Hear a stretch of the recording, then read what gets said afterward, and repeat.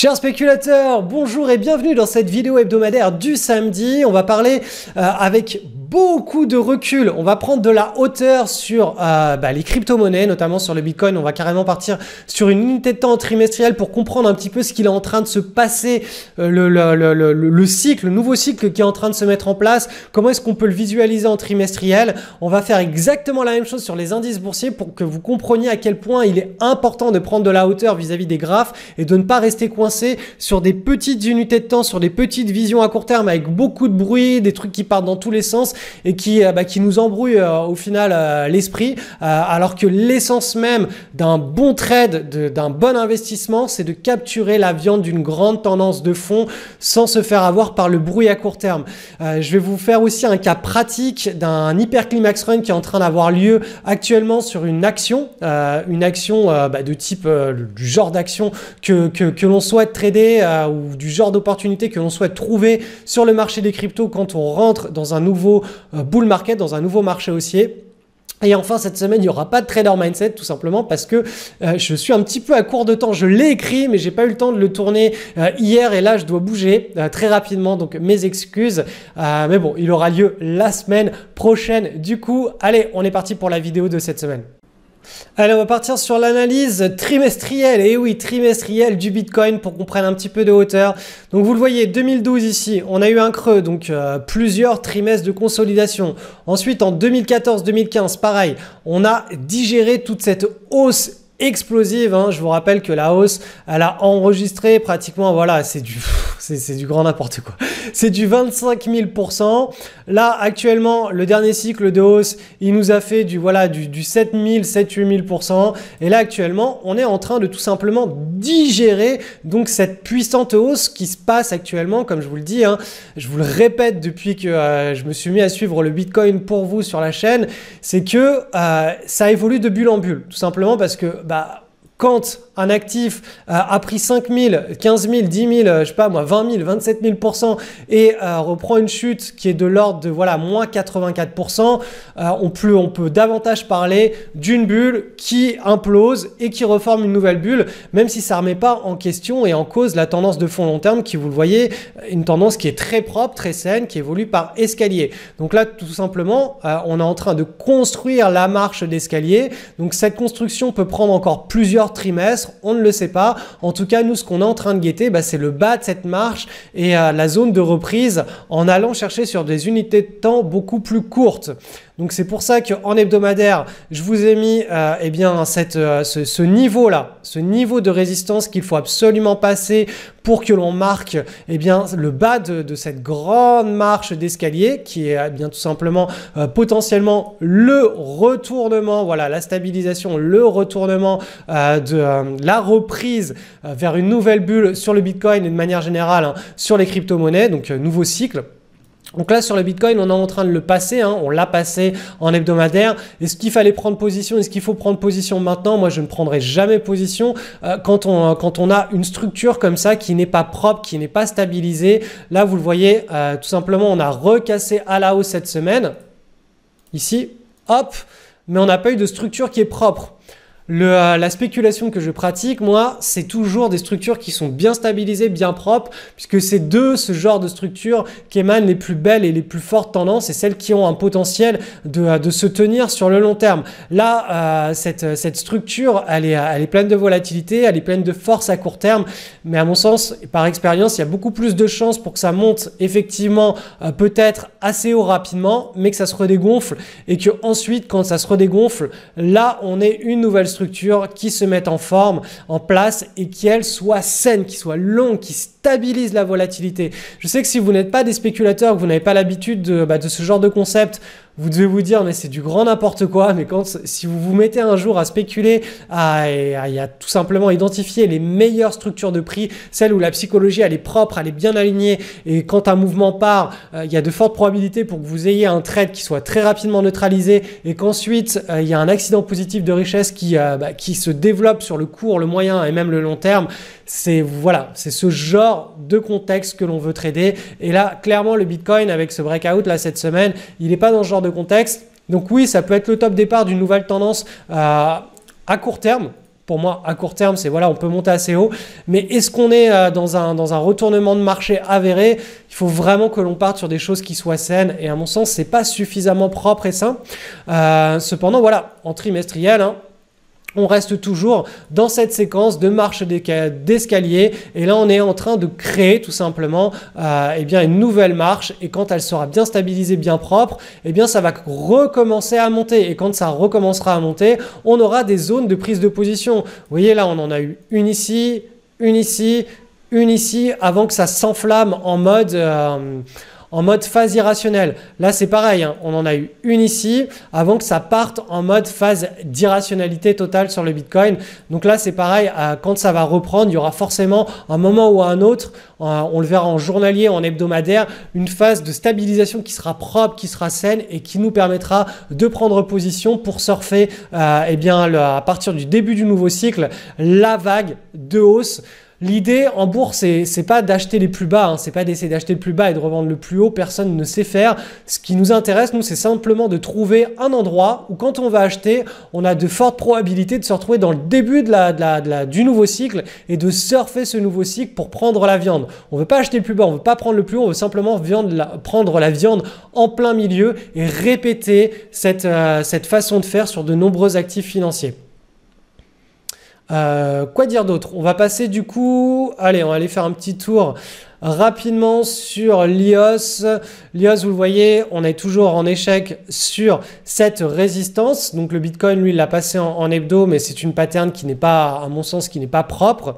L'IOS, lui, consolide davantage. Donc en journalier, on voit cette consolidation qui est pour le moment alignée vers quelque chose de beaucoup plus sain. Et enfin, sur l'Ether, pareil, l'Ether, on consolide sur quelque chose de beaucoup plus sain et en hebdomadaire, on est là, on n'a toujours pas passé cette zone de polarisation hein, qui nous fait dire qu'on est dans un bear market ou on est dans un bull market. Donc au potentiel bull market, potentiel bear market, puisqu'on ne sait en réalité... Il faut accepter qu'on ne sait pas, mais l'homme est obligé de se mettre des points de référence pour se dire là on est dans une situation qui craint, là on est dans une situation beaucoup plus agréable et quand on est dans une situation beaucoup plus agréable, on va prendre des décisions qui vont dans ce sens alors que quand on est dans une situation désagréable, on va se protéger, on va prendre des décisions qui sont dans ce sens. Alors on est parti pour l'analyse du sentiment de marché avec une petite prise de hauteur sur le SP500 avec cette vision trimestrielle. Regardez, donc chaque barre, chaque bougie est égale à 3 mois de cotation. Donc vous le voyez, hein, le SP500 est ancré dans un nouveau cycle de hausse. On s'est tapé 2 marchés baissiers là entre 2000 et exactement 2013, donc c'était premier marché baissier, deuxième marché baissier, c'était un énorme range. Voilà, cette zone de 10-15 ans coïncidait avec le cycle de hausse des matières premières. En général, c'est comme ça que ça se passe dans l'histoire. On a toujours une décorrélation entre les matières premières et les actions. Donc quand les actions se mettent à monter et rentrent dans un super cycle, comme c'est le cas depuis 2013, eh bien les matières premières, elles, ne sont pas à l'honneur. Et quand les marchés boursiers eh bien, stagnent dans un énorme range d'une décennie à 15 ans, et bien en général, les matières premières, elles se reprennent. Et donc, on a notamment les métaux précieux et l'or qui caracole en tête d'affiche des performances des portefeuilles sur le long terme. Donc là, vous le voyez, on est toujours ancré dans ce super cycle eh bien de hausse. On a eu un signal ici de reprise suite à la consolidation. Donc ce signal en juillet 2016, je vous rappelle que 2015-2016, c'était l'année où les marchés eh bien consolidaient et tout le monde s'attendait à un nouveau bear market. On a ensuite consolidé ici en janvier 2018, enfin pendant le premier trimestre de l'année 2018. Ensuite, on a eu un nouveau signal de hausse qui finalement l'été dernier qui finalement s'est invalidé le trimestre d'après par une bougie baissière. On est toujours, c'est pas parce que cette bougie baissière, ce trimestre de baisse a été enregistré que l'on a inversé cette tendance de fond de long terme. Mais voilà, en hebdomadaire, on avait eu pendant 2-3 semaines un signal de attention, ça peut être effectivement un retournement de marché. voilà, ça a duré 2-3 semaines et puis finalement le support en hebdomadaire a été repris et là actuellement on est toujours voilà dans une consolidation avec potentiellement à la fin de ce trimestre là ou prochain trimestre un nouveau signal de reprise de hausse de trimestriel. Donc tout simplement il faut qu'on clôture sur un nouveau plus haut suite à cette consolidation et si c'est le cas, eh bien il y aura de fortes probabilités pour qu'on reparte sur une nouvelle vague de hausse de plusieurs trimestres. Donc voilà l'image long terme, c'est l'image qui doit prédominer dans notre état d'esprit, c'est qu'on est sorti d'un énorme range qui générait des cycles de marché baissier, de marché haussier qui étaient de l'ordre, voilà, pour les marchés baissiers, c'était entre voilà, 1 an et demi en moyenne et les marchés haussiers, c'était plutôt quelques années.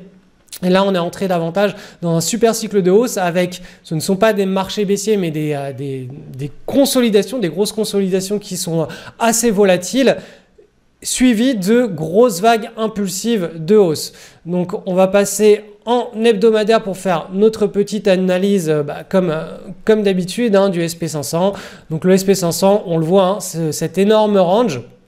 C'est un gros zoom de ce que je vous ai montré auparavant. Eh bien, on est sur le haut. Donc, eh bien, sur cette unité de temps hebdomadaire, les scénarios techniques, ce que nous dit l'analyse technique, c'est que sur les résistances, on a un affaiblissement et sur les supports, on a un renforcement. Donc là, le scénario le plus probable, c'est un affaiblissement sur cette résistance. Donc, ça devrait continuer à respirer, à consolider au sein du range. Mais voilà, l'analyse technique n'est pas du tout une science qui nous permet de lire dans l'avenir, c'est simplement une science qui nous permet de comprendre la psychologie des opérateurs. Et quand les opérateurs arrivent sur ce genre de niveau, alors que ça a bien monté pendant plusieurs mois, là, ils vont être beaucoup plus frileux à continuer à acheter des actions. Donc nos screeners sont toujours remplis. Si les screeners sont remplis, c'est pas forcément des belles opportunités, mais le fait qu'ils soient simplement remplis, qu'on ait du travail à faire chaque soir, ça signifie qu'il y a des acheteurs sur le marché. Après, il n'y a pas beaucoup d'opportunités de qualité supérieure. Mais voilà, au moins, ça nous montre qu'il y a toujours de la force sur le marché malgré cette approche du support, de la résistance. Quoi qu'il arrive, nous, on n'est pas là pour anticiper ce que vont faire les marchés. Cette histoire de range ou de vagues impulsives en tendance, ça nous permet simplement, je le répète, mais d'identifier le money management que l'on doit mettre en avant. Donc là, on est toujours dans une situation de range, donc on utilise toujours un money management de type range. Et quand on entrera dans un bull market, un vrai bull market avéré, on pourra utiliser un money management beaucoup plus agressif. Mais le choix de nos opportunités, lui, ne change pas, que l'on soit dans un range ou dans un bull market. On va toujours essayer d'identifier les plus belles patterns, les plus belles actions avec les pivots les plus propres, les breakouts les plus propres dans des séquences de hausse sur des actions individuelles. Donc petit détour par le Nasdaq qui est dans le même genre de situation. Nasdaq sur le haut de son range. Cette semaine là, vous le voyez, on stabilise, on est un petit peu au-dessus, mais voilà, c'est toujours une zone qui est délicate. On va passer maintenant sur le marché européen. Alors, marché européen, on va aller voir ce qui se passe sur le CAC 40 avec dividende brut réinvesti qui, lui, ça y est, il a passé la zone de résistance. Il est potentiellement en situation de bull market, mais bien sûr, pour que ce signal soit effectif, il faut qu'on ait le même signal sur toutes les places boursières, chose qui n'est pas le cas puisque vous allez le voir sur le CAC petite et moyenne capitalisation, on est en milieu de range, on est en milieu de ce gros carré bleu. Donc là, le scénario le plus probable, c'est qu'on aille chercher la résistance ici de ce milieu de range puisqu'on est dans une dynamique de hausse au sein de ce range. Et sur le DAX, donc l'indice allemand, lui aussi, on est sur le premier tiers du range, donc dynamique qui reste toujours haussière et qui se fait en direction du haut du range. Mais vous voyez, on n'est pas dans la zone de bull market pour le moment, donc on ne peut pas partir du principe que si on est sur des plus hauts sur le CAC 40 avec dividende brut réinvesti, que ce soit un vrai signal de bull market. Un vrai signal de bull market, c'est quand toutes les indices, quand on a une espèce de tsunami, une vague de fond de hausse et que tous les indices entrent dans une puissante tendance qui va durer plusieurs trimestres. Pas plusieurs semaines, mais plusieurs trimestres. Comme je vous l'ai montré, juste au début de cette partie du sentiment de marché sur une unité de temps en trimestriel. Donc si vous avez besoin de prendre de la hauteur par rapport à toutes ces fluctuations de marché, déjà ne regardez pas ce qui se passe sur les graphiques en quotidien, ça sert à rien, c'est énormément de bruit de marché sur les indices. En hebdomadaire, c'est beaucoup plus digeste, il y a moins de bruit de marché, mais carrément passer sur des unités de temps en mensuel, en trimestriel pour vraiment prendre de la hauteur et respirer, comprendre quelles sont les grosses tendances de fond qui drive les marchés. Et on va me dire, oui, mais Cédric, tu fais pas d'analyse fondamentale. Mais oui, mais parce qu'on est dans un paradigme où tout simplement, voilà, il y a des paradigmes où la croissance économique, le PIB, etc. drive les indices boursiers et les anticipations économiques. Là, actuellement, on est davantage dans un paradigme où ce sont l'action des banques centrales qui drive les tendances boursières. La psychologie des investisseurs est directement liée au paradigme en force. Et là, actuellement, le paradigme en force, eh bien, c'est celui des banques centrales et tous les investisseurs du monde entier sont très attentifs à ce que font les banques centrales qui apportent directement de la liquidité aux marchés financiers. Et cette liquidité va leur permettre de monter ou de descendre, puisque je vous le rappelle que maintenant, tout cet argent qui est créé permet de racheter notamment toutes les dettes et les produits structurés qui ont été créés par les banques qui sont pourris, mais aussi de directement acheter des actions, des obligations sur les marchés financiers et de nombreux produits cotés sur les marchés financiers. Ça permet d'entretenir aussi les tendances. Donc, c'est vraiment un paradigme très particulier dans lequel on est. Et voilà, c'est plus directement lié enfin, en tout cas, voilà, c'est ma façon de voir la psychologie des foules sur les marchés financiers. C'est que ce nouveau paradigme en force, il est très simple, on ne lutte pas contre l'action des banques centrales. C'est aussi simple que ça.